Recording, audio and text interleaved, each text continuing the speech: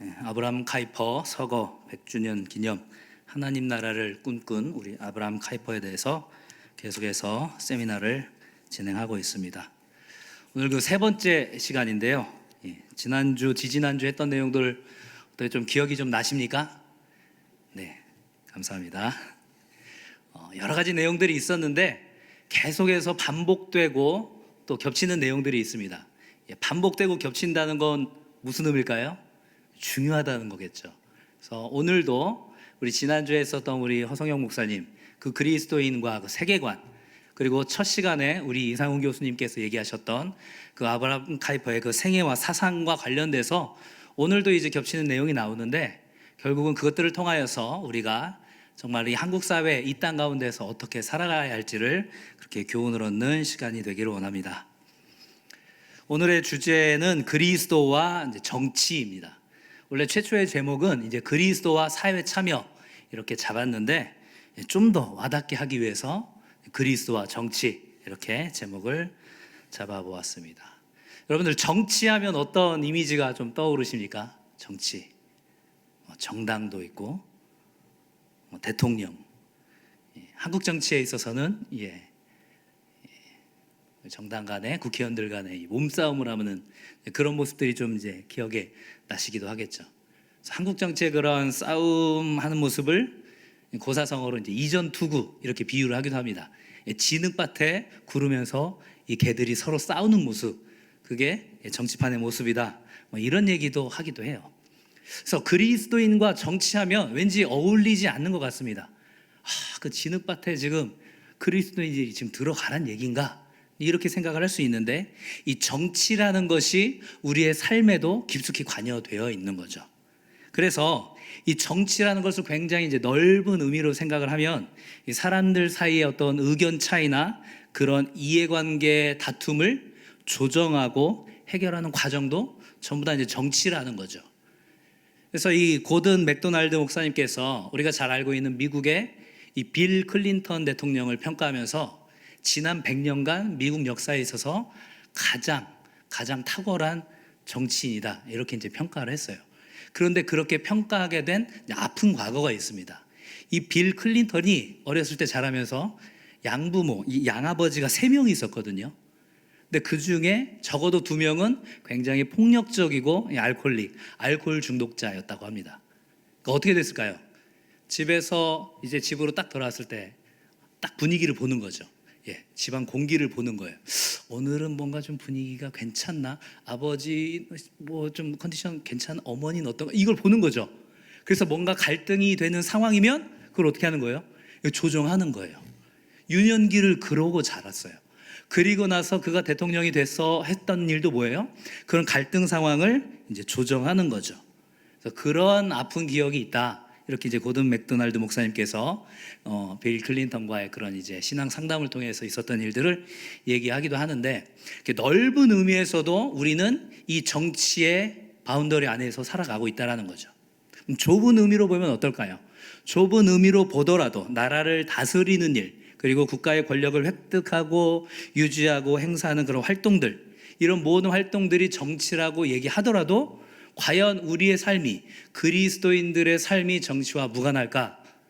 라고 옛날에 물어봤으면 우리 정치랑 별로 무관하죠 라고 얘기했을 수도 있겠지만, 적어도 지금의 이 코로나19 상황에서는 그리스도인들의 삶이 정치와 무관하다고 생각하는 사람은 거의 없을 것 같아요. 그렇죠? 지금 방역 단계가 몇 단계로 조정이 됐죠? 1.5단계에서 2단계로 조정이 됐죠. 더 심각해지면 2.5단계가 되면 그때는 어떻게 될까요? 그때는 또 우리 찬양팀과 몇 명의 인원들을 제외하고 또 모니터 보고 또 설교해야 되는 이 상황이 생기는 거죠. 그러니까 국가의 정책과 그런 결정들이 우리의 삶에 직접적으로 연관을 미치고 우리 크리스천들의 삶에도, 이 예배 영역에서도 지금 관여하고 있는 이런 상황이라는 거죠. 그래서 굉장히 관련이 깊다. 처음에 그 제목을 제가 이제 그리스도인과 사회 참여라고 얘기했다가 정치로 바꾸었다는 얘기는 뭘까요? 그리스도인 역시도 이 정치에 대해서 관심을 갖고 참여해야 된다라는 거죠. 그래서 이 부분을 이 아브라함 카이퍼에게 물어보면 가장 좋겠죠. 카이퍼 박사님, 카이퍼 목사님, 오늘날을 살아가는 이 한국 사회에서 오늘날을 살아가는 이 크리스천들이 어떻게 살아가야 합니까? 어떻게 사회에 참여하고 어떻게 행동해야 합니까? 물어볼 수 있으면 가장 좋죠. 그렇죠? 하지만 그것은 이제 우리가 천국에 가서 물어봐야 될 상황이니까 그 질문을 도출하기 위해서 세 단계를 거쳐야 되는 거죠. 어떤 단계를 거쳐야 됩니까? 아브라함 카이퍼가 살던 시대 분위기는 어떤 분위기였는가? 그걸 먼저 알아야 되겠죠. 그리고 두 번째는 그러한 시대적인 분위기 속에서 크리스찬으로서 오직 성경이 진리의 말씀이라고 믿는 이 카이퍼는 어떻게 행동했는가? 특별히 이 정치라는 부분에 뛰어든 이유가 무엇인가? 그 시대적인 분위기에 맞는 그 이유가 있겠죠. 그 다음에 이제 세 번째는 그렇다면 이 2020년의 이 한국 사회와 그리고 1940년대, 50년대 이 당시의 네덜란드의 상황은 어떻게 다른가? 분명히 시간과 공간의 차이가 있잖아요. 그렇죠? 그것들을 우리가 비교해 본 그 다음에 비로소 마지막으로 우리가 어떤 질문을 해결할 수 있다고요? 그렇다면 카이퍼가 오늘의 한국 사회에 살았다면 어떻게 행동했을 것인가? 라는 이제 결론을 도출할 수가 있는 거죠. 그래서 그 네 가지 질문을 중심으로 우리가 대답하는 과정으로 그리스도인과 이 정치라는 부분들을 진행을 해보려고 합니다. 자, 그럼 첫 번째 질문이 뭐였다고요? 카이퍼가 살던 시대의 분위기는 어떤 분위기였는가? 이걸 알아야 되겠죠. 우리가 지난 시간과 지지난 시간에 배웠던 내용이 좀 겹쳐지긴 하지만 이 카이퍼가 살던 시대, 특별히 목회하던 시대에 대부분의 신학적인 주류를 이루었던 것이 무슨 신학이라고 했습니까? 자유주의 신학이라고 그랬죠. 이 자유주의 신학의 핵심은 무엇입니까? 성경에서 말하는 그런 신화적인 부분들은 어떻게 하겠다? 다 제거하겠다. 왜냐? 이성과 합리가, 계몽주의가 주류였기 때문에 그래서 성경에 있는 신화적인 요소들은 말 그대로 신화로 치부를 하는 겁니다. 우리의 인간의 이성과 논리로 이해할 수 있는 부분만 받아들이고 나머지는 신화적으로 생각을 하는 거죠. 태초에 하나님이 천지를 창조하시니라. 창조. 그렇지. 이집트 신화에도 창조 나오지. 그렇죠?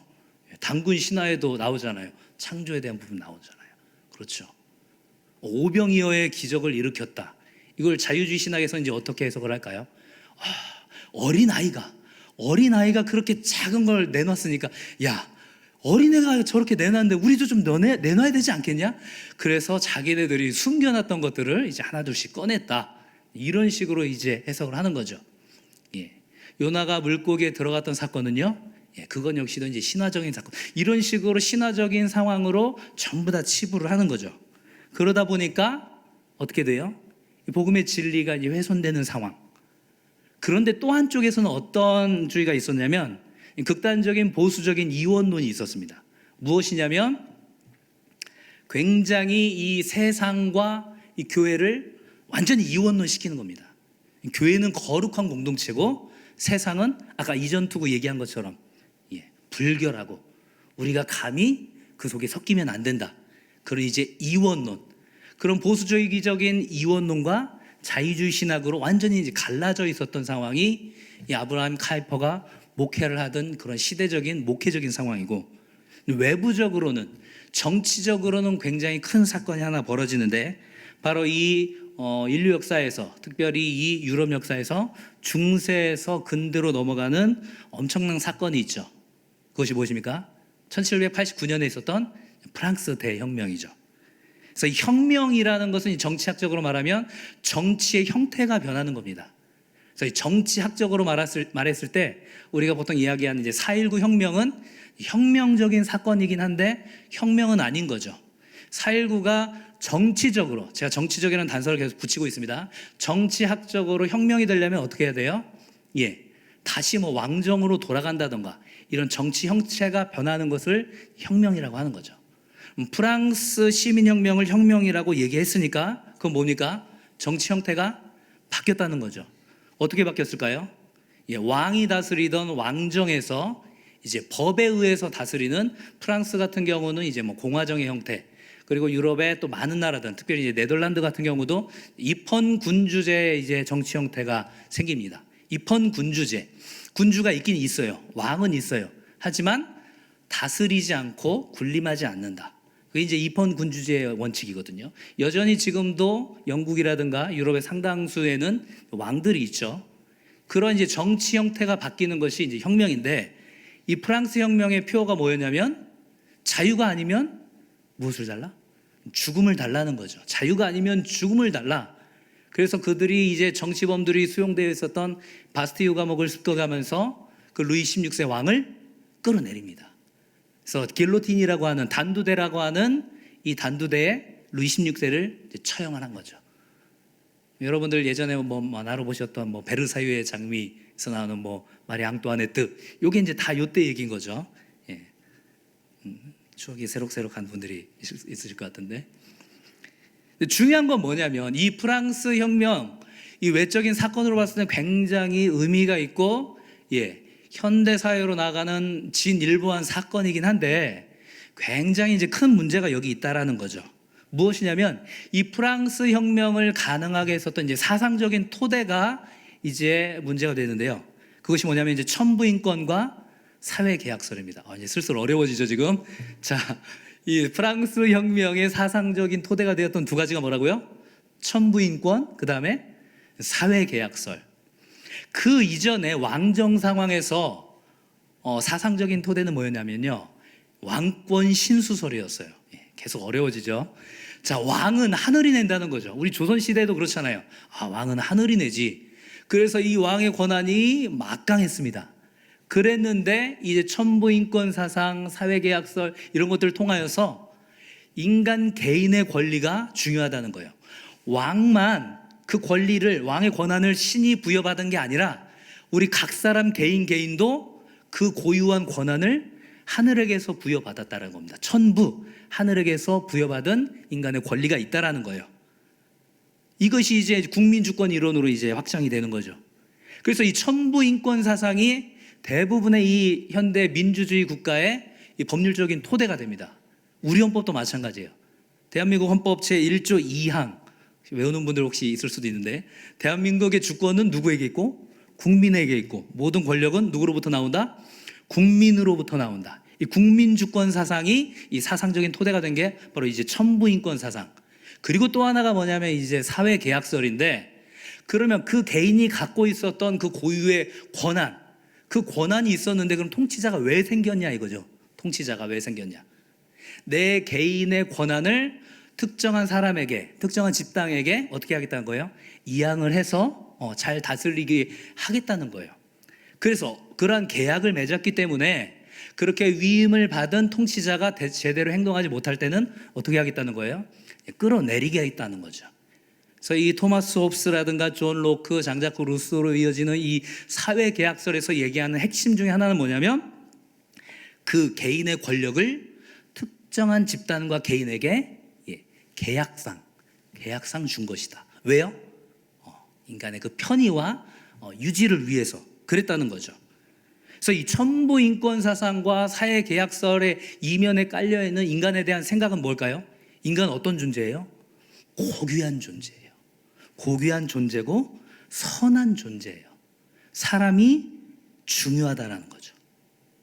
결국은 이 프랑스 혁명을 통해서 변화된 것은 단순히 어떤 표현을 쓰냐면요, 그들은 루이 16세라는 왕을 목을 벤 것뿐만이 아니라 누구를 끌어내린 거예요? 하나님을 끌어내렸다는 거죠. 왜요? 내가 하나님을 대신할 수 있다는 거죠.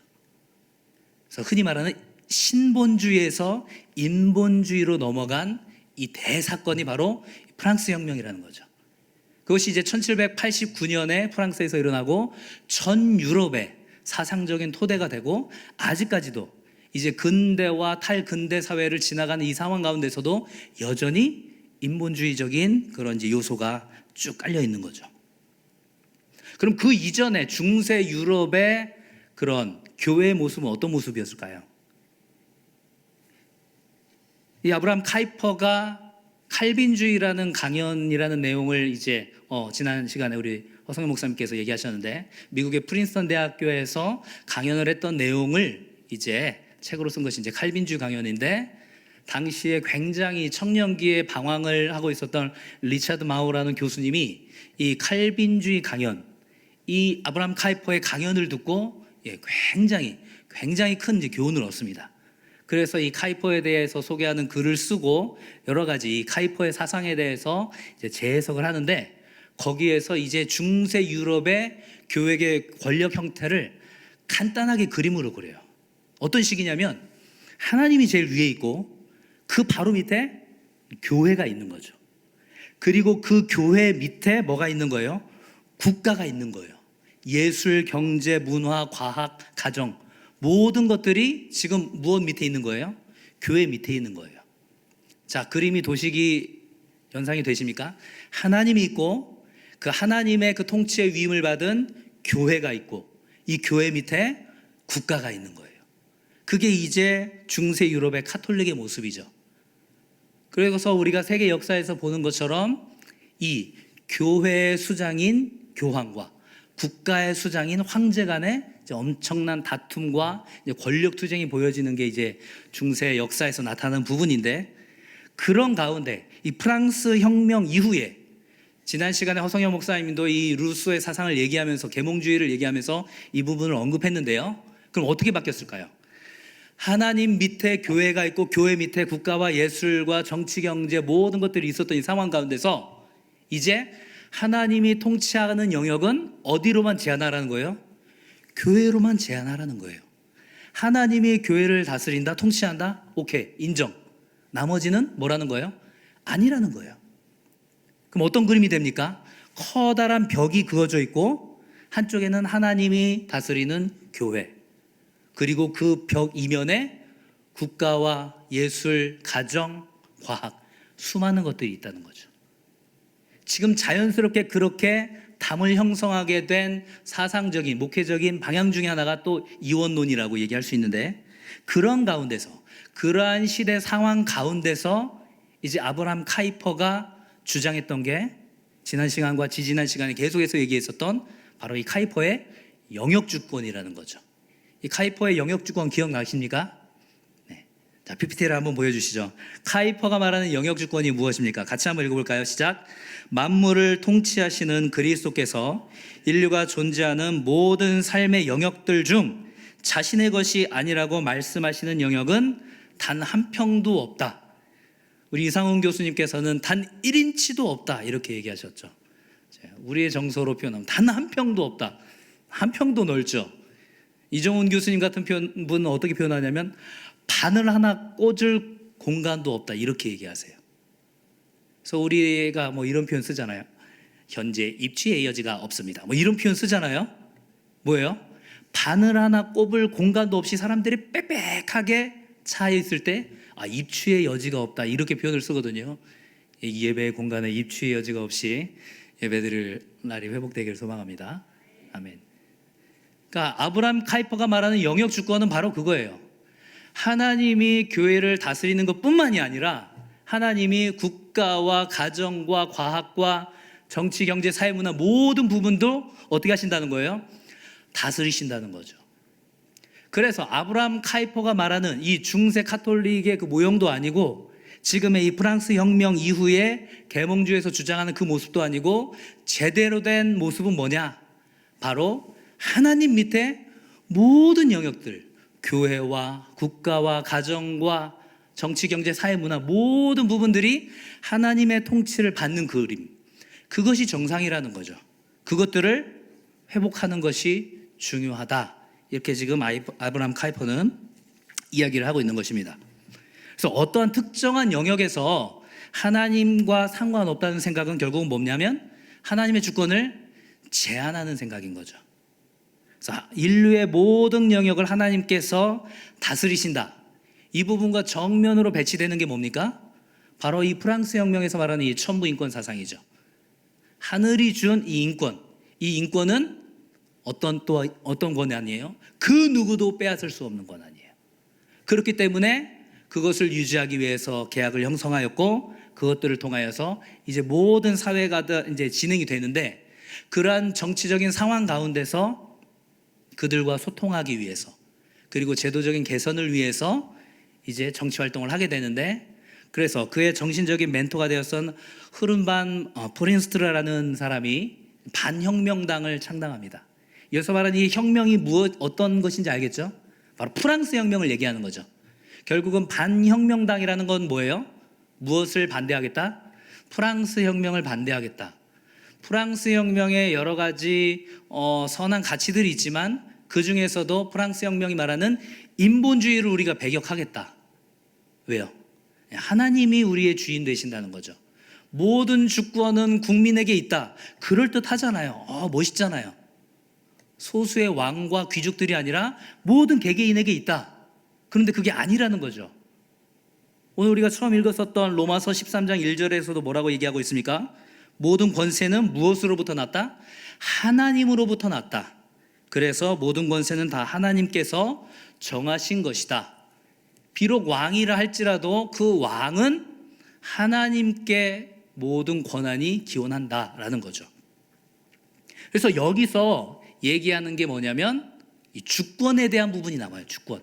주된 권리, 다스림의 권리가 무엇인가, 이런 것들은 이제 얘기하는데, 이 반혁명당이 갖고 있었던 그런 이제 강령들, 그런 이제 어떤 정치 노선들, 그들이 얘기하고 싶었던 것들을 지난 시간에 했던 것처럼 이 두 개의 이제 일간지를 통하여서 끊임없이 이제 칼럼을 쓰고 기고를 하고 그런 것들을 모은 것이 이제 아브라함 카이퍼의 정치 강령이라는 책입니다. 예. 출판사에 전혀 협조 받은 바 없습니다. 예.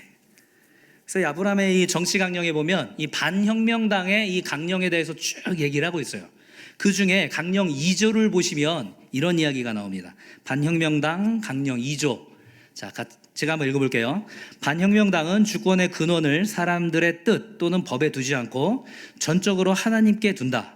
그러므로 반혁명당은 한편으로 대중 주권을 거부하면서 다른 한편으로 하나님의 인도하심을 받는 우리나라 역사에 뿌리박고 있으면서 1813년에 사람들에 의해 발전했으며 헌법에 의해 확정된 오란여가의 주권을 존중한다. 마지막에 이 오란여가는 이 네덜란드의 이제 그 국왕제도에 있어서 그 왕조 가문을 얘기합니다. 그 가문, 그 왕조 가문도 어떻게 하겠다는 거예요? 인정하겠다는 거예요. 왜요?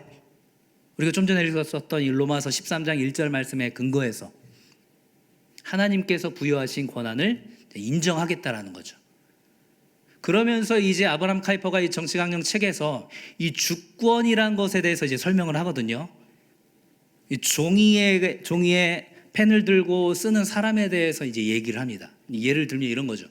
제가 펜을 가지고 종이에다가 글씨를 쓴다고 해서 제가 펜과 이 종이에 대한 주권을 가지고 있느냐? 어떻게 생각하세요?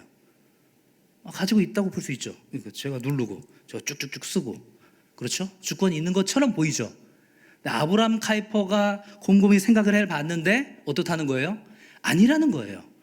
온전한 주권을 가지려면 제한이 있으면 된다, 안 된다? 안 된다는 거예요.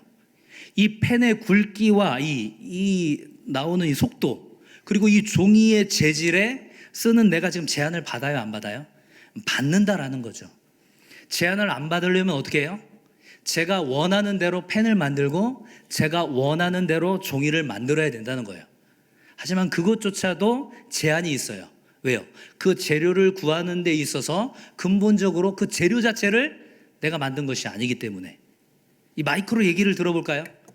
자, 제가 이 마이크에 대한 주된 권리를 갖고 있는 것처럼 보이죠? 그렇죠? 하지만 방송실에서 갑자기 오늘 김태경 목사님 마음에 안 드는데 뮤트를 딱 누르는 순간 저는 이제 이 마이크에 대한 주권이 사라지는 거죠. 그런 것처럼 보이는 것뿐이에요. 결국은 아브라함 카이퍼가 얘기하는 것은 무엇입니까? 그런 어떤 피조물에 대한 지배의 권한, 그 주권은 누구만 갖고 있다? 하나님만 갖고 있다라는 거예요. 하나님만 갖고 있기 때문에 그 주권에 대해서 다른 사람들이 이야기할 수 없다라는 거죠. 그래서 이 주권에 대해서 이 정치강령 56페이지에서 이런 얘기를 하고 있습니다. 주권은 자신의 존재 요구에 따라 이전에 자신이 제정한 법령에 매이지 않으며 사람들의 지성과 감정, 취향과 느낌, 도덕적, 종교적 발전뿐 아니라 육체와 피의 유익을 위하여 자신의 선한 즐거움에 따라 국민, 가족 그리고 개인을 창조하신 그분의 것이다. 바로 하나님의 것이라는 거죠. 주된 권리는, 지배할 수 있는 주된 권리는 누구만 갖고 있다고요? 하나님만 갖고 있다는 거죠. 하나님만. 그러면 거기에서 파생되는 중요한 또 한 가지 원리가 있습니다. 왕이 백성들을 통치하지만 그것은 통치이지 지배가 아니라는 거예요. 그 지배는 누구에게만 있다? 하나님께만 있다. 비지배의 원리가 나오는 거죠. 인간이 절대 그 누군가를 지배할 수 있는 권한이 있다 없다? 없다는 거예요. 이것이 대중주권이 아닌 오로지 하나님께 있는 주권에 대한 그 사상으로부터 이제 나오는 거죠. 이러한 비지배 원리를 가지고 이제 정치에 대한 부분을 얘기합니다. 그렇다면 이제 아브라함 카이퍼가 이제 하원 의원으로 이제 활동을 하게 되면서 이제 목회 활동을 잠시 내려놓게 됐는데, 굳이 그러면 이러한 정치 활동을 통해서 하나님의 그 영역 주권을 드러내려고 했던 이유가 무엇일까? 이 정치 영역은 빠져 있었다라는 거예요. 다른 부분도 미약하지만 이 정치를 포함한 삶의 전 분야에서 이제 하나님의 주권이 드러나야 한다는 거죠. 그리고 개인적으로는 한계가 있다고 판단한 거예요. 그래서 정부나 국민에 대해서 바른 의견을 제시하려면 사상에 대해서는, 그 천부인권 사상에 대해서는 아닙니다. 하나님께서 주권을 갖고 계십니다. 사상에는 사상으로, 논리에는 논리로, 그리고 정책에는 정책으로 맞서기 위해서 이제 기독교 정당이 필요하다고 생각했고, 하나님의 부르심에 따라서 이제 정치를 하게 된 거죠. 그래서 프랑스 혁명론자들이 얘기했었던 자유와 성경적 가치관에서 이야기하는 자유가 다르다는 것을 이 카이퍼는 끊임없이 이야기를 합니다. 결국은 그가 매일같이 이제 일간지에 기고를 하고 또 정치를 통해서 이런 영역 주권을 이제 실현하려고 했던 것은 무엇이냐면, 믿지 않는 사람들, 그 불신자들과 소통하기 위한 통로를 삼았다는 거죠. 이것이 이제 나중에 얘기할 부분이긴 하지만 굉장히 중요한 인사이트가 있습니다. 카이퍼는 우리에게 모두 다 정치로 뛰어들라고 얘기하는 게 아니에요. 다음번에 있을 국회의원 선거, 지방자치 선거에 출마하십시오 여러분, 지금 이렇게 얘기하는 게 아니에요. 물론 하나님의 부르심이 있으면 그렇게 가야 되겠죠. 하지만 아브라함 카이퍼가 이렇게 정치로 뛰어든 주된 이유 중에 하나는 불신자들에 대한 이 소통, 철저하게 교회와 세상의 담을 막고 그들에게 복음을 전하려는 시도조차도 하지 않는 그런 극단적인 보수주의 이원론자들도 배격하고, 그리고 지금 팽배해져 있는 그런 자유주의 사상도 이제 제대로 바로잡기 위해서 그런 이제 정당 정치를 했던 거죠. 이 프랑스 혁명론자들이 얘기했었던 자유는 뭡니까? 자유가 아니면 죽음을 달라. 왕으로부터의 자유, 자기의 재산을 뺏길 수 있는 그러한 침해로부터의 자유, 사유재산의 침해에 대한 얘기가 굉장히 이제 중요하게 대두가 되는데, 누구로부터 억압을 받지 않을 자유, free from, 이런 식으로 얘기를 하죠. 그래서 어디로부터의 어떤 탈출하는 개념으로의 자유를 얘기하는 것이 이 혁명론자들이 얘기하는 자유죠. 성경에서 얘기하는 자유는 뭡니까? 우리가 잘 알고 있는 말씀이 있죠. 요한복음 8장 32절에 진리를 알지니 진리가 너희를 어떻게 하리라? 자유롭게 하리라. 예수님도 혁명론자인가요? 어떻습니까? 예수님께서 얘기하셨던 자유는 어떤 자유입니까? 어떤 탈출의 개념으로 본다면 바로 죄로부터의 자유죠. 그리고 죄로 인한 그 형벌이 무엇입니까? 바로 죽음이죠. 그 죽음으로부터, 영원한 사망 권세와 그 죽음으로부터의 자유를 예수 그리스도의 복음의 진리를 통해서만 알 수 있다라는 거죠. 바로 이 간극, 세상 사람들이 생각하는 그 억압과 탈취와 그 권세자들로부터의 자유가 아니라 죄로부터의 자유, 사망으로부터의 자유, 그리고 그 자유는 단순한 탈출이 아니라 예수 그리스도의 복음 안에서 누리는 자유. 그래서 단순한 탈출하기 위한 자유는 우리가 프리덤 얘기하지만, 어떠한 영역 안에서 누리는 자유는 리버티라는 단어를 씁니다. 그러니까 그런 이제 근본적인 차이에서부터 시작하는 거죠. 그것들을 이야기하기 위한 소통의 창구로 지금 카이퍼는 정치라는 영역을 택했다라는 거죠. 그래서 이 복음적인 가치 안에서만 이 아담 이후에 반역했었던 인류가 회복할 수 있다라는 거죠. 그러니까 아담이 이 범죄한 이후에 길은 두 가지밖에 없는 거죠. 어떤 길이에요? 다시금 죄를 깨닫고 하나님의 통치를 인정하면서 아담이 그 하나님의 그 통치 명령을 받아서 모든 것들을 다스리고 번성케 했지 않습니까? 그 이제 문화 명령이라고 얘기하는데, 문화에 대한 얘기는 이제 다음 시간에 구체적으로 더 하게 될 것 같고요. 그러한 이 문화 명령에 대해서 반란을 했었던, 대적했었던 이제 아브라함과 우리 후손들이 회복할 수 있는 길은 이 복음의 자유 안에서 누리는 길밖에 없다라는 거죠. 이것들을 얘기하고 싶었다라는 거죠. 프랑스 혁명을 통해서 사람들은 왕만 끌어내린 것이 아니라 바로 하나님도 끌어내렸다라는 거죠. 그래서 이 근대 사회에서 핵심이 되는 것은 무엇에 의한 지배입니까? 법에 의한 지배죠. 법에 의한 지배. 그래서 우리가 공화정 체제, 공화주의 얘기하는 것이 이제 법치국가를 얘기하는 건데, 그러면 그 법은, 정부가 만드는 법은 어디에 기초하고 있는가? 이런 질문이 등장할 수 있겠죠. 이 법의 기초에 대해서 이 반혁명당 정치강령 3조에서 이렇게 얘기하고 있습니다. 정치적 영역 또한 하나님의 말씀이 영원한 원칙을 따른다. 그 다음이 중요합니다. 그러나 국가의 권위는 하나님의 법에 구속되나 직접적이지는 않으며 교회의 선언에 따르는 것이 아니라 단지 정부 안에 있는 사람들의 무엇에 근거한다고요? 양심에 근거한다고요. 의외지 않습니까? 하나님께서 통치하시는 기독교 국가를 강력하게 만들 것으로 생각했는데 지금 외형적으로 보이는 이 정치강령의 이 3조는 어때요? 하나님께 위임받은 이 정부와 국가가 만드는 법의 근거는 어때요? 하나님의 법에 구속되긴 하지만 실질적으로는 그들의 양심에 근거한다라는 거죠. 여기서 말하는 양심이 무엇입니까? 우리가 갖고 있는 어떤 도덕적인 기준, 수치심, 그리고 인류 보편의 가치, 여기에 근거하겠다는 거예요. 왜 그럴까요? 이 국가는 정의로운 법을 만들어야 되죠. 그렇죠? 그러면 어떤 단서가 붙습니까? 이 정의가 무엇인지, 정의에 대한 모델이 있어야 되겠죠. 이 정의로운 것은 뭐예요? 이미 존재해야만 그것을 죄송합니다. 그 모델을 따라갈 수가 있는 거겠죠. 그래서 하나님의 법이 이 정의라면 그 정의를 쫓아가는 국가 정부가 필요하다라는 거죠. 그래서 매번 시도를 하지만, 국가 정부가 매번 정의로운 법을 만들려고 하지만 그 필연적인 결과는 어떨까요?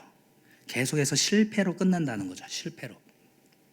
그럼에도 불구하고 하나님께서 각 사람에게 주신 그런 자연법적인 양심, 도덕법, 수치심, 이런 것들이 이제 그러한 선을 보호하게 된다. 이렇게 지금 얘기하고 있습니다. 그렇다고 하더라도 하나님의 그 높으신 그 법 수준에는 오르지 못한다는 거죠. 그러면 그렇게 따지면 하나님의 그 높은 법의 수준에 이르지도 못하는데 하나님이 직접 다스리면 제일 좋지 않나요? 이런 이제 질문할 수 있죠. 정부는 불완전한 지금 상태라는 거잖아요. 지금 카이퍼 목사님도 인정을 하는 거죠. 정부의 수준이라는 것이 하나님의 법을 기준으로 하지만 하나님의 그 높은 수준에는 이르지 못한다는 거죠. 그럼에도 불구하고 정부가 지금 필요하다는 거예요. 왜 필요할까요? 이 정부가 필요하다는 이 부분도 이 사회계약설과 이제 근본적으로 다른 거죠. 사회계약설에 의거하면 정부는 왜 필요합니까? 국가는 왜 필요해요? 그들의 개인의 권익을 보호하기 위한 편의 차원에서 필요한 거죠. 하지만 성경적인 가치관에 따르면, 성경적인 세계관에서는 정부와 국가가 왜 필요합니까? 바로 우리 죄 때문인 거죠. 우리가 죄를 지었기 때문에 어쩔 수 없이 인류 사회에 행정관과 정부와 국가가 들어오게 됐다라는 거예요. 그래서 카이퍼 박사가 재미있는 표현을 써요. 이 인류 사회에 등장한 이 정부는 마치 다리가 부러진 사람에게 필요한 목발과 같다. 이렇게 얘기해요. 다리가 부러지지 않았으면 목발이 필요할까요? 필요하지 않을까요? 필요 없는 거죠. 우리가 죄를 짓지 않았다면, 아담이 선악과를 범죄하기 그 이전 상태로 돌아간다면 하나님의 직접 통치에 의해서 그 하나님 나라가 회복되겠지만 아담이 범죄한 이후에 그 죄 이후에는 무엇이 필요하게 되었다고요? 이 국가와 정부가 필요하게 되었다라는 거죠. 불편하지만 어색하지만 마치 다리를 다친 사람이 어쩔 수 없이 목발을 사용해야 되는 것처럼 정부의 존재가 지금 그런 존재가 되었다라는 거죠. 그래서 이 개혁주의자들이 어떻게 판단을 했는지를 이 카이퍼 목사님이 정확히 이제 파악을 하고 있는데요. 정치강령 81쪽에 보면 이런 내용이 있습니다. 개혁주의자들은 죄 때문에 정부가 있으며 결국 모든 정치는 두 개의 넓은 줄기로 갈라진다고 정확하게 진단했다. 이전 시대는 사람과 국가의 죄에 대해 인식했다. 반면 우리 시대는 지금 현 시대를 말하는 거죠. 이 프랑스 혁명 이후의 시대, 그것들을 미성숙의 탓으로 돌리고 정의로운 사회를 위한 시간이 아직 도래하지 않았다고 판단한다. 이 뒷부분은요, 이 한국 정치에 있어서도 많이 얘기되는 부분이에요. 무슨 말이냐면 이 한국이라는 나라가, 이 대한민국이라는 나라가 정말로 인류 역사에 그 예를 찾아볼 수 없는 정말로 초고속 성장을 했죠. 그렇죠? 잘 생각을 해보세요.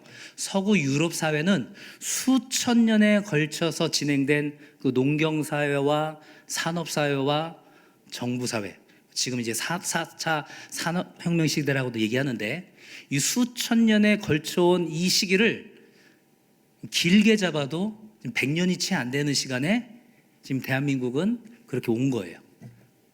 그러다 보니까 가장 미숙한 부분이 어떤 부분이다? 정치 부분이다. 보통 이렇게 얘기를 해요. 우리가 사회, 경제, 문화적으로는 굉장히 발달했지만 대한민국이라는 나라가 정치 부분에 있어서는 아직 조금 미성숙한 부분이 있다. 그러니까 이 부분의 얘기가 지금 정치강령에서 얘기하는 이 프랑스 혁명 시대에서 얘기했던 사람들의 주장과 똑같은 거죠. 반면 우리의 시대는 그것들에 대한 미성숙의 탓으로 돌린다는 거예요. 왜냐하면 프랑스 혁명 이후에 어떤 상황이 벌어졌냐면요, 비참한 상황이 벌어집니다. 이 자코뱅당이라는 당을 중심으로 이제 사람들을 이제 설득하기 시작해요. 너희들의 권력을 우리에게 이양해주면 우리가 저 왕족들과 귀족들의 재산들을 모두 몰수해서 너희들에게 공평하게 나눠주겠다, 이렇게 얘기를 해요. 그래서 다들 동의를 하죠. 새로운 권력이 생겼습니다. 하지만 이 자코뱅당은 어땠을까요? 또 다른 권력 체계가 된 거죠. 또 다른 권력. 왜 그럴까요? 인간은 죄성이 있기 때문에 어쩔 수 없는 거예요. 그래서 이 프랑스에 있어서 이 자코뱅당과 이 지롱드당을 얘기하는데, 이 자코뱅당은 이제 의회 정치를 할 때 항상 왼쪽에 있었어요. 이 반대 세력인 지롱드당은 항상 오른쪽에 있었습니다. 이 자코뱅당의 성격은 어땠냐면 항상 뭔가 이 변화, 진보, 해체, 평등 이런 것들을 얘기하고, 지롱드당은 안정, 보수 이런 것들을 얘기해요. 그래서 항상 왼쪽에 앉아 있었던 이 자코뱅당을 사람들이 좌파 혹은 좌익 이렇게 불렀고, 이 지롱드당은 항상 오른쪽에 앉아 있어서 이들을 우파 혹은 우익 이렇게 얘기를 했습니다.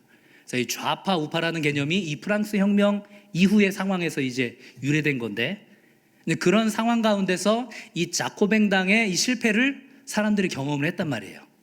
근데 그것을 인간의 죄성으로 돌리는 것이 아니라 뭐라고 얘기해요? 인간이 미성숙해서 아직 이 법치주의, 공화정 체제를 잘 이해하지 못해서 그런 거지, 이것이 좀 더 훈련이 되면 나아질 것이다, 이렇게 얘기하는 거죠. 그것이 아니라는 거죠. 성경적 가치관에서 그것이 아니라는 겁니다. 그러면 이제 정부가 필요하다고 했어요. 정부가 어쩔 수 없이 필요하다고 했죠. 무엇 때문에요? 인간의 죄 때문에. 그러면 카이퍼가 생각했었던 그런 정부의 모습은 어떤 모습일까?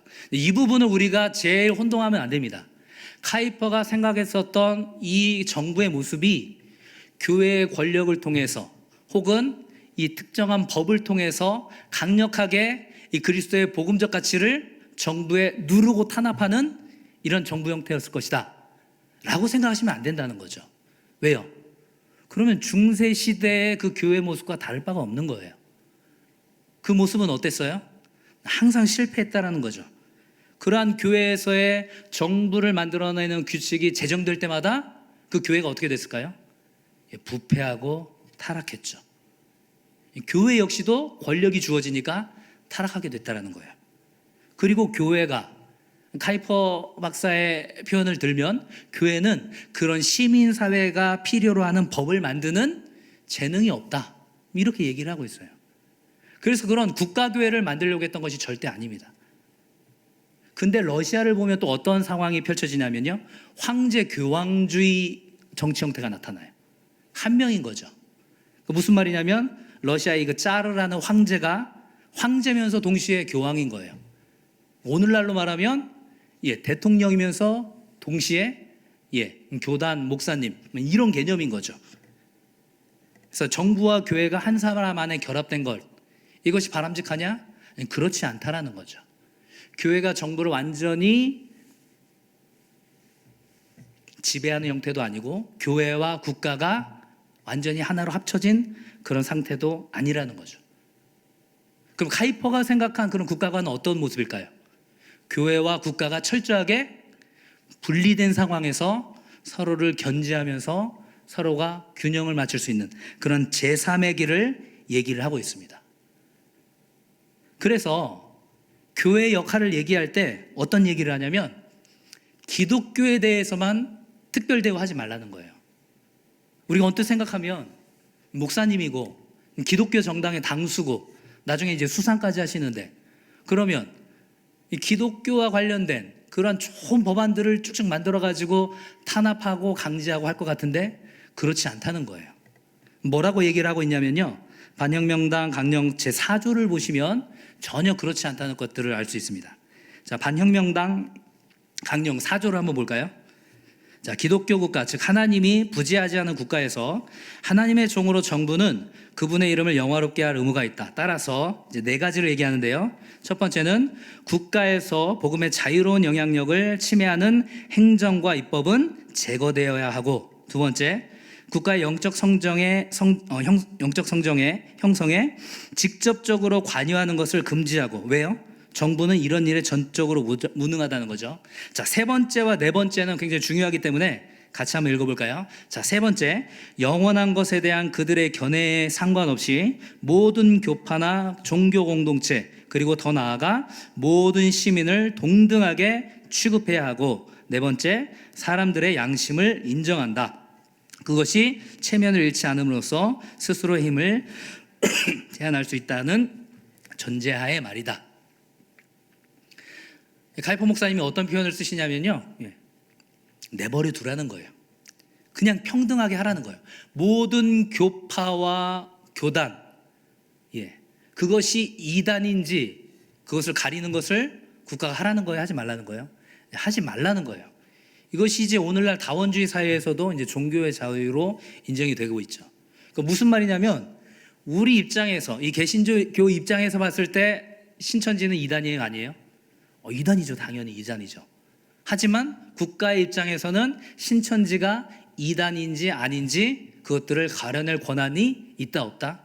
능력도 없고 그렇게 해서도 안 된다라는 거예요. 이것들이 우리에게 주는 교훈들이 굉장히 많습니다.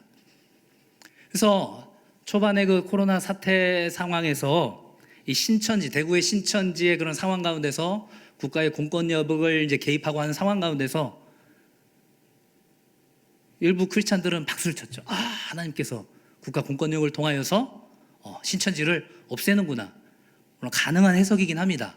하지만 굉장히 조심스러울 수 있다는 거죠. 왜요? 그것이 그 공권력의 화살이 어디로 올 수 있다는 거예요? 교회로 올 수 있다는 거죠. 그래서 카이퍼 박사는 뭐라고 얘기했냐면, 그런 복음의 진리의 부분, 모든 교파나 종교 공동체를 동등하게 대하라는 거예요. 그래서 그 동등한 대우 안에서 이 복음의 진리가 진짜라는 것들을 싸워서 이겨낼 수 있어야 된다는 거예요. 기독교 복음의 진리가. 그럴 수 있도록 그것들을 놔두지 국가가 그것에 대해서 간섭하지 말라는 거죠. 그래서 이런 부분들에 대한 인사이트가 굉장히 많은 거죠. 그래서 다른 공동체에 대한 어떤 억압과 폭력으로 나타나기를 원하지 않는다라는 거죠. 우리가 뒷부분에서 그럼 우리가 한국 현실 상황에서 이 카이퍼 목사님이 어떻게 얘기했을까를 유추해 볼 수 있는 중요한 대목인 거죠. 자, 4가지 질문 중에서 지금 이제 2가지를 했습니다. 첫 번째를 뭘 했죠? 이 카이퍼 목사님이 살았던 시대는 어떤 시대인가? 어떤 시대라고 그랬죠? 교회적으로는 보수주의적인 그러한 이원론과 자유주의 신학이 팽배했던 시기고, 그리고 바깥으로는 무슨 혁명? 프랑스 혁명에 의해서 천부인권과 사회개혁설로 대표되는, 그래서 사람들에게 국가의 권력이 있다, 국민주권주의. 하지만 이것이 위험한 이유는 무엇이다? 바로 신본주의에서 인본주의로 전환되는 그런 상황이다. 그런 시대적인 상황에서 이 불신자들과 소통하기 위해서 카이퍼 박사님이 생각했던 영역이 바로 이 정치의 영역이었고, 그걸 통하여서 이 모든 영역이 하나님께서 다스리시는 그런 통치의 영역이 되게 하는 그런 일들을 했다라는 거죠.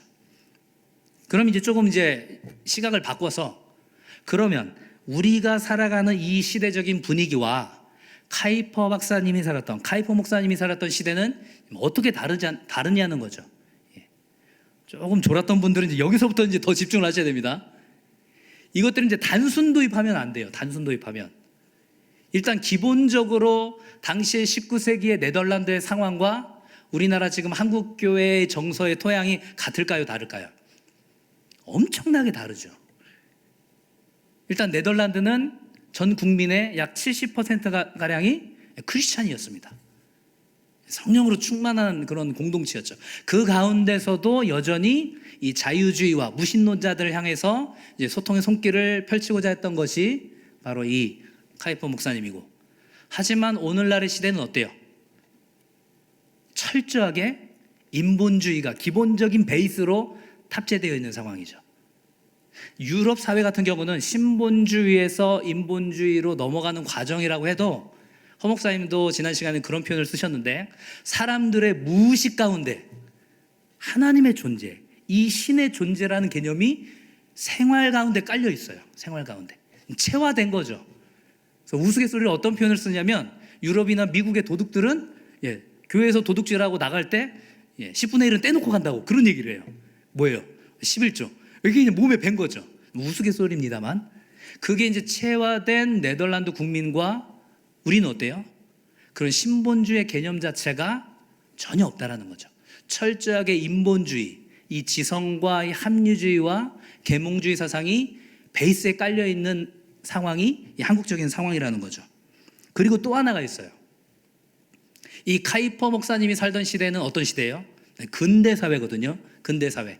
아직까지도 이 이성과 이 합리주의, 인간에 대한 이제 낙관론이 지배를 하던 시기였는데, 그 이후에 이제 1914년과 이제 40년대 후반에 우리가 잘 알고 있는 세계 1, 2차 대전이 터지면서 이 인간에 대한 이 낙관론이 박살이 나는 거죠. 아, 인간이 선한 존재가 아닐 수 있구나 라는 생각이 드는 거예요. 그러면서 이 계몽주의와 합리주의가 어느 쪽으로 갈까요? 답이 없어. 다 맞는 거야. 그리고 우리가 흔히 말하는 이제 탈근대, 포스트 모더니즘으로 가게 됩니다.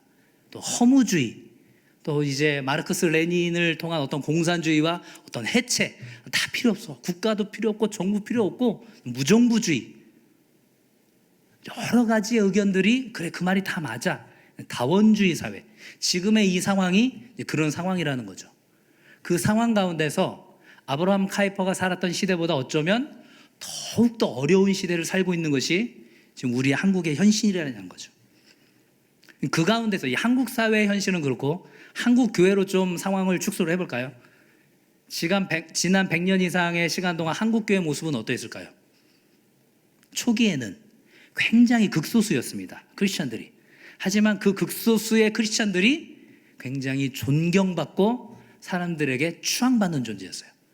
그 대표적인 사건이 그 민족 독립운동 33명 중에 당시에 크리스찬들이 불과 이제 1%, 2%대였는데 그 중에 한 3분의 1 정도가 민족 독립운동에 가담한 분들이 크리스찬들이었단 말이에요.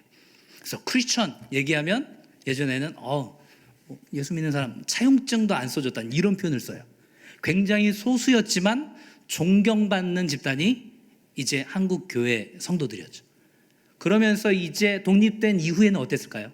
이승만 정부 이후에 많은 사람들이 이제 미국으로 유학을 가고 하면서 엘리트 코스를 밟으면서 그들이 자연스럽게 이제 복음을 받아들이게 되고 크리스천이 되죠. 여전히 소수였어요. 여전히 소수였지만 상류층 그리고 엘리트층을 지배했던 것이 바로 이 크리스찬들이었습니다. 그 이후에는 어떻게 됐을까요? 그 이후의 상황에 우리가 주목을 해야 되는 거죠. 경제 성장과 함께 한국 교회도 급속도로 같이 성장을 했어요. 급속도로. 그래서 우리의 선배 목사님들이 하는 얘기로 교회만 세우면 성도들이 꽉꽉 찬다, 이런 얘기를 했던 시기가 있었습니다. 숫자적으로도 엄청난 규모를 자랑하는, 세상 사람들이 봤을 때 엄청난 파워를, 영향력을 행사할 수 있는 정치 집단화 되었어요. 무엇이요? 한국 교회가 그랬다는 거죠. 그런 상황 속에서 지금 우리가 살고 있다는 거죠. 그래서 민주주의 사회 가운데서 사람들의 어떤 의식이 계속적으로 인본주의 그리고 다원주의, 사람들의 어떤 이제 행복을 생각하는 그런 가운데서 동시에 교회의 규모는 확대되어 가면서 동시에 세속화되어 가는, 동시에 변화되는 이제 그런 상황 가운데 이제 한국 교회가 있다라는 거죠. 마지막 질문입니다. 마지막 질문. 그 상황 가운데서 그러면 카이퍼 박사님이 지금 2020년 이 대한민국에 살고 있다면 과연 무엇을 할까요? 유추를 해봐야 되는 거죠. 지금까지 아브라함 카이퍼가 살았던 시대에 했던 행동들을 생각을 해보면서 우리 시대에는 어떻게 할까 생각을 해보는 거죠. 여러 가지 가능성들을 얘기를 할 수 있겠죠. 첫 번째는 뭘까요? 아까 제가 일간지를 통하여서 계속적으로 칼럼을 쓰고 또 정치의 영역에 뛰어든 주된 이유 중에 하나가 뭐였다고 그랬죠? 불신자들과 무엇하기 위해서? 소통하기 위해서. 불신자들과의 끊임없는 소통을 추구를 했다라는 거죠. 그 방법 중에 하나가 바로 이 정치의 영역이었고 바로 신문 칼럼이었어요. 그렇다면 오늘날을 살아가고 있는 카이퍼라면 어떤 방법을 썼을까요? 저는 카이퍼 박사님, 우리 이상훈 교수님처럼 유튜버 당연히 했을 것 같아요. 유튜브를 적극 활용하겠죠. 매일매일 업로드하면서 끊임없는 기고를 통해서 SNS나 여러 가지 언론 매체들을 통하여서 이 복음적 가치가 얼마나 소중한지에 대해서 얘기를 했겠죠. 얘기를 하면서 어떻게 얘기를 했을까요? 복음이 진리야, 아니면 죽어, 예수 천당 불신 지옥, 이렇게만 얘기했을까요? 카이퍼가 얘기했었던 방법은 뭐냐면 소통을 위하여서 그들이 알아들을 수 있는 언어를 먼저 썼다라는 거예요. 불신자들이 알아들을 수 있는 언어의 시스템은 뭐예요? 신본주의가 아니라 뭐다? 인본주의라는 거죠. 그들과 타협하라는 것이 아니라 그 신본주의 안에, 그 하나님의 주권 아래에 있을 때만 행복하다라는 것들을 계속해서 얘기를 해야 되는 거죠. 예를 들어서 동성애 예를 들면 이런 거죠. 동성애를 얘기할 때 우리가 동성애를 반대하는 이유는 뭡니까? 내부적으로는 어때요? 그 성경적인 진리가치에 위배되기 때문에 우리가 반대합니다. 이 얘기는 내부적으로 뿐만이 아니라 그리고 외부적으로도 당당하게 얘기할 수 있어야 돼요. 왜요? 국가 헌법이 종교의 자유를 보장하고 있기 때문에. 물론 이 종교의 자유는 다른 종교도 다 마찬가지겠죠. 우리가 갖고 있는 종교적인 신념 때문에 반대를 합니다. 그리고 그 동성애가 여러분들의 행복에도 도움이 되지 않습니다. 이런 식으로 접근을 하는 거죠. 그것이 참된 행복이라는 것들을 계속 얘기하는 거예요. 대표적인 것 중에 하나가 카이퍼 목사님께서 이 주일 성수에 관련된 법들을 계속해서 이제 제정을 하려고 했어요. 당시 어떤 시도가 있었냐면 이 프랑스 혁명을 주도했던 이 주도 세력들이 우리가 생각하는 굉장히 못 사는 사람들이 아니에요. 국가의 권력은 없지만, 왕족은 아니지만, 귀족은 아니지만 그런 이 산업혁명을 통해서 제법 돈이 있는 사람들이었어요.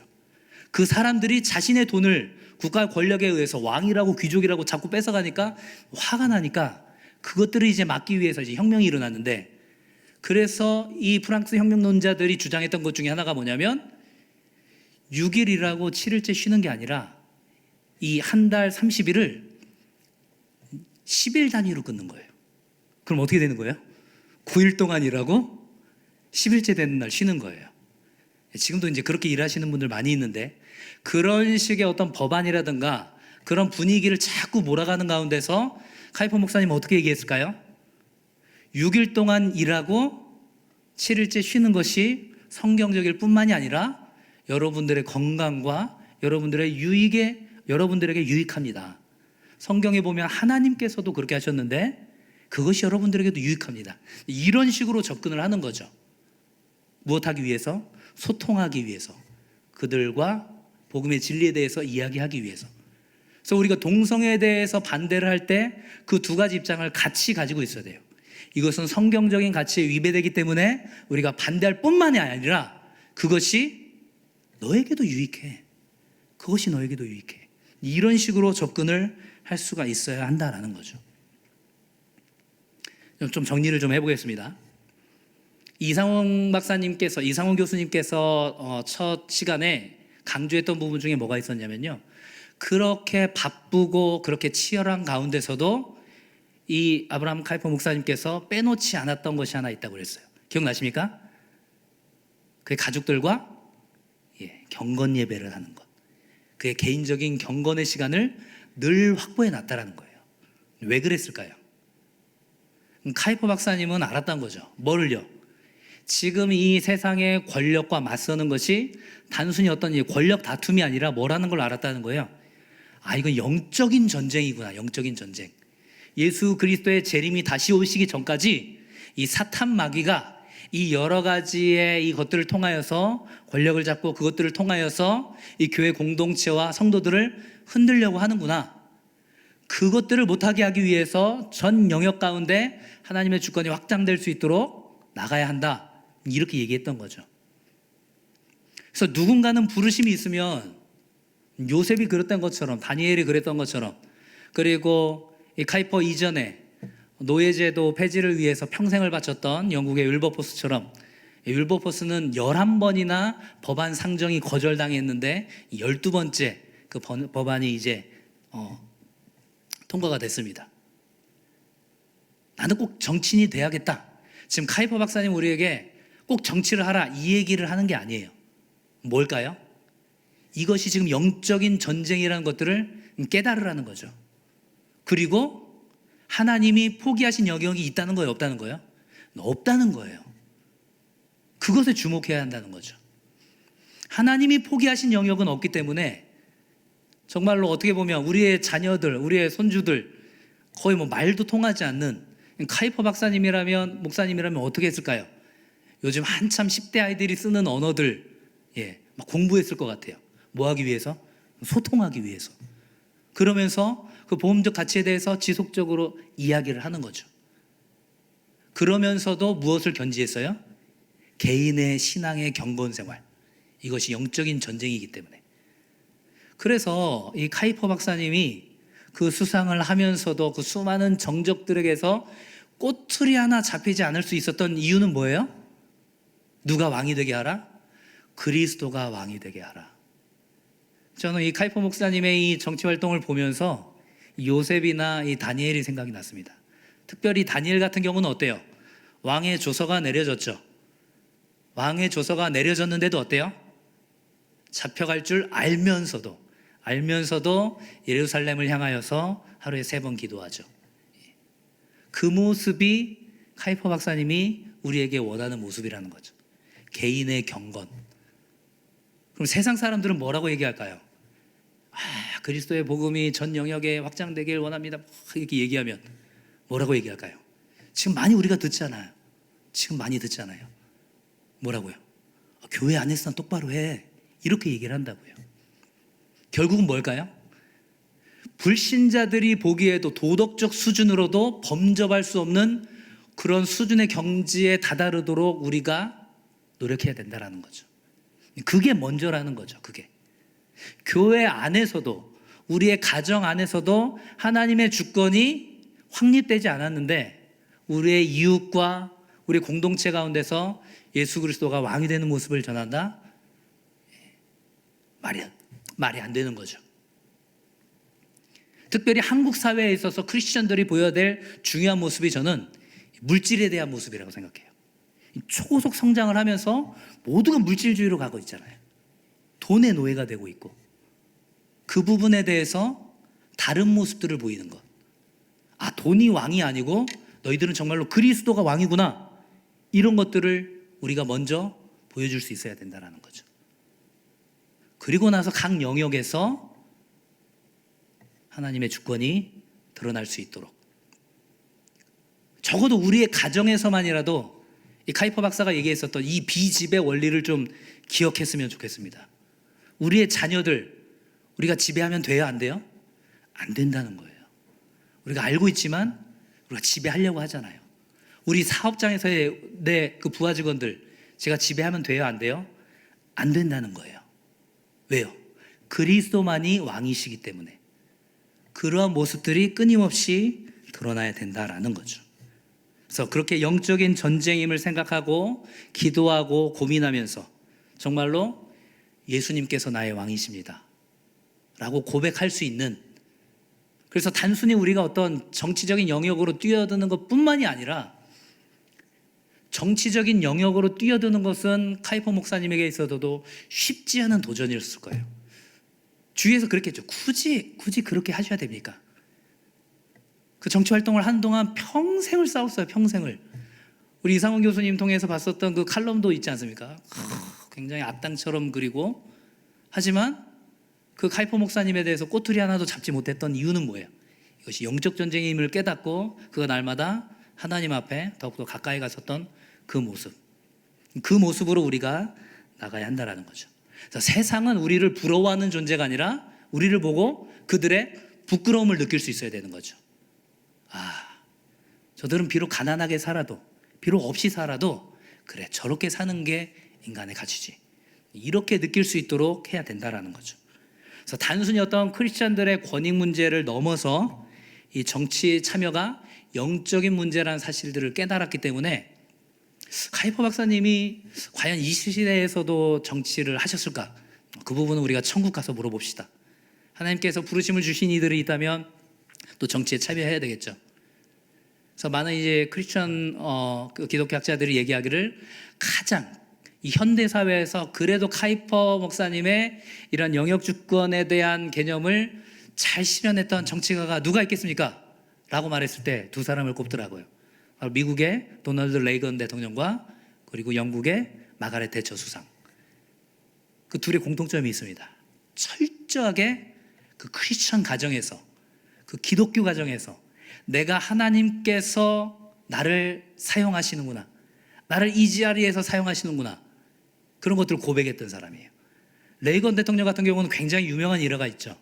예, 그가 이 조디 포스터라는 이 영화 배우를 흠모했던 한 남자가, 이 조디 포스터랑 이렇게 뭔가 연애를 하고 싶은데 방법이 없을까 해서 생각해낸 게 약간 좀 엉뚱한데, 대통령 암살 시도를 하면 이슈가 돼서 내가 유명해지지 않을까, 이런 생각을 했다고 그래요. 그래서 실제로 대통령 암살 시도를 합니다. 총에 맞아서 엄청나게 피를 흘려요, 레이건 대통령이. 그래서 9주 동안 이제 그런 정치 업무를 보지 못하고 다시 이제 백악관에 들어왔는데, 이제 강요들이 걱정을 하는 거죠. 괜찮으시냐고. 그때 했던 첫 마디가 뭐냐면, 내 목숨은 하나님의 것입니다. 내 목숨은 하나님의 것이라는 거예요. 하나님께서 나에게 사명을 주셨기 때문에 내가 일하는 것이고, 하나님께서 불러가시면 가는 거죠. 내 목숨은 하나님의 것입니다. 이렇게 고백했다고 그래요. 물론 또 정치적인 반대 세력에서는 또 여러 가지 얘기를 할 수 있겠지만, 우리가 추구해야 되는 것은 뭐예요? 결국은 과연 내가 있는 이곳에서 하나님께서 왕이 되게 그렇게 내가 살아가고 있는가? 정말로 입술로가 아니라, 우리는 이 왕에 대한 개념이 너무 부족하잖아요. 그렇죠? 예, 왕. 정말로 그 앞에서 사극을 보면 어떻습니까? 감히 눈을 들어서 보지도 못하는 절대적인 존재. 그리스도가 왕이 되게 하라. 그렇게 끊임없이 이야기했었던 이 카이퍼 목사님의 이 모습대로 우리가 이렇게 살아가고, 그리고 바라기는 우리 다음 세대 가운데서도 이런 카이퍼 목사님 같은, 그리고 성경에서 말하는 요셉과 같은, 다니엘과 같은 그런 신실한 기독 정치인들이 또 우리 한국 역사에서도 나타날 수 있었으면 좋겠습니다. 아멘.